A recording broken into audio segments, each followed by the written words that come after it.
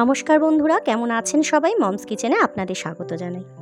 আমি আজকে আপনাদেরকে কচুরলতি রান্না করে দেখাবো, চিংড়ি মাছ দিয়ে কচুরলতি। তাহলে চলুন কথা না বাড়িয়ে চলে যাই আজকের রান্নাটার দিকে। আমি কিভাবে কচুরলতি রান্না করেছি আপনারা দেখে নিন। কচুরলতিগুলোকে আমি ভালো করে কেটে ধুয়ে নিয়েছি। চিংড়ি মাছ নিয়েছি, চিংড়ি মাছটাকে আমি নুন হলুদ দিয়ে ভালো করে ভেজে নিচ্ছি। এবারে কড়াইতে কিছুটা সর্ষের তেল দিয়েছি। তেলটা গরম হলে তার মধ্যে কালো জিরে দিয়ে দিলাম। কালো জিরাটা একটু ভাজা ভাজা হবে, সেই পর্যায়ে আমি কিছুটা পেঁয়াজ কুচিয়ে রেখেছিলাম, সেই পেঁয়াজ কুচিটাও দিয়ে দিচ্ছি।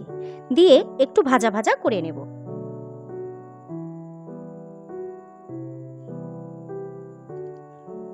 পেঁয়াজ কুচিটা একটু ভাজা হয়ে গেলে এবারে আমি কচুর লতিগুলো দিয়ে দিচ্ছি। কচুর লতিগুলো আমি ভালো করে বেছে আঁশগুলো ছাড়িয়ে নিয়ে আমি কেটে নিয়েছি।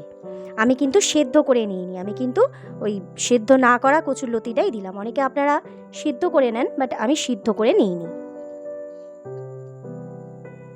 খুব ভালো করে নাড়াচাড়া করে নিলাম, একটু ভাজা ভাজা করে নিচ্ছি আর কি। এবারে আমি স্বাদ অনুযায়ী লবণটাও দিয়ে দিচ্ছি কচুর লতিটার মধ্যে। এবারে পরিমাণ মতন হলুদ দিয়ে দিলাম।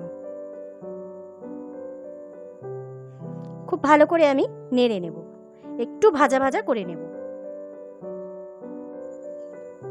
দেখুন একটু বেশ ভালো করেই ভেজে নিচ্ছি আমি।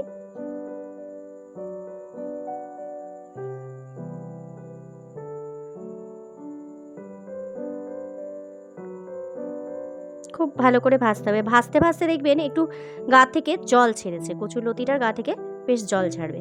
এবারে আমি ঢাকা দিয়ে এইভাবে হতে দেবো এটাকে। এতে কিন্তু আমি কোনো জল দিইনি।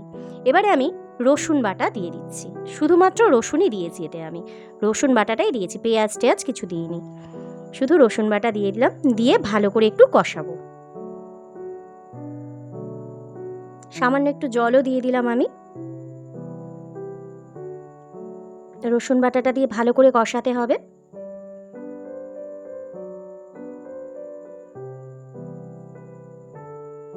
আগে থেকে আমি সর্ষে আর কাঁচা লঙ্কাও বেটে রেখেছি এবং দুটো গোটা কাঁচা লঙ্কা আমি এর মধ্যে দিয়ে দিচ্ছি।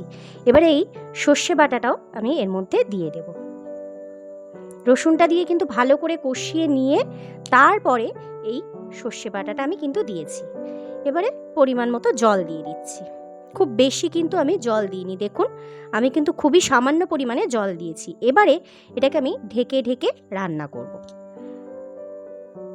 দেখুন কচুর লতিটাকে ঢেকে রান্না করায় অনেকটাই সফট হয়ে গেছে লতিটা।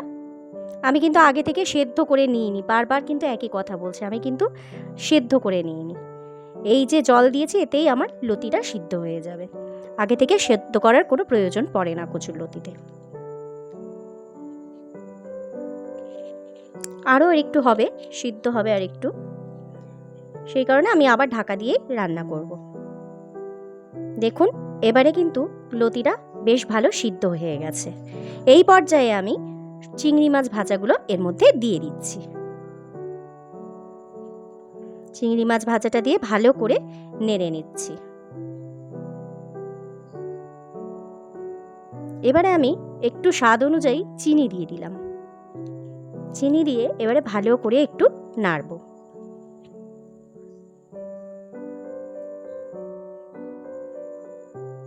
দেখুন মোটামুটি হয়ে এসেছে আমার লতিটা। দেখুন জলটাও শুকিয়ে গেছে, চিংড়ি মাছটা দেওয়ার ফলে রঙটাও পরিবর্তন হয়েছে এবং লতিগুলোও বেশ সিদ্ধ হয়ে গেছে।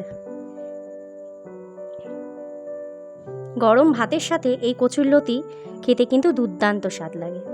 এবারে আমি পরিবেশনের জন্য কচুর লতিটাকে রেডি করব, চিংড়ি মাছ দিয়ে কচুর লতিটাকে রেডি করব। তাহলে চলুন ভিডিওটা আজকে এখানেই শেষ করলাম। আর রান্নাটা কেমন লাগলো দয়া করে কমেন্ট করে জানাবেন।